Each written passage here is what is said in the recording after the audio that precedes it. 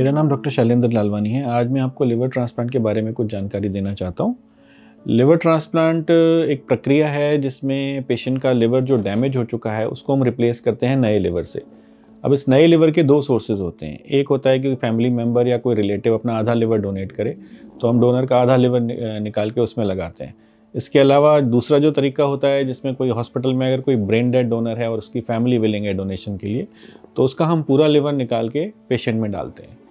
तो liver transplant जो है उसकी ज़रूरत दो सिचुएशन में पड़ती है। एक होता है एक्यूट लिवर फेलियर, जिसमें पेशेंट का लिवर कुछ नॉर्मल था लेकिन किसी एक रीज़न से लाइक वायरल हेपेटाइटिस या ड्रग इंड्यूस रीज़न से उसका लिवर फेल हो गया सडनली। ऐसी सिचुएशन में इमरजेंसी ट्रांसप्लांट की ज़रूरत पड़ती है अगर पेशेंट क्राइटेरिया लिवर ट्रांसप्लांट का मीट करता है तो। और ऐसी सिचुएशन में mostly living donor liver transplant ही होता है जिसमें पेशेंट के फैमिली मेम्बर या रिलेटिव ही डोनेट कर पाते हैं।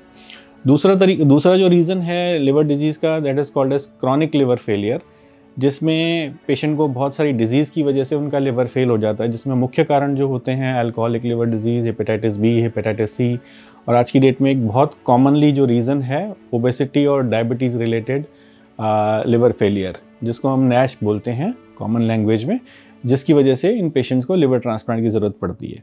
आज की डेट में अगर टाइम पे लिवर ट्रांसप्लांट किया जाए ऐसे पेशेंट्स का, तो उनकी सक्सेस रेट करीब 95% होती है।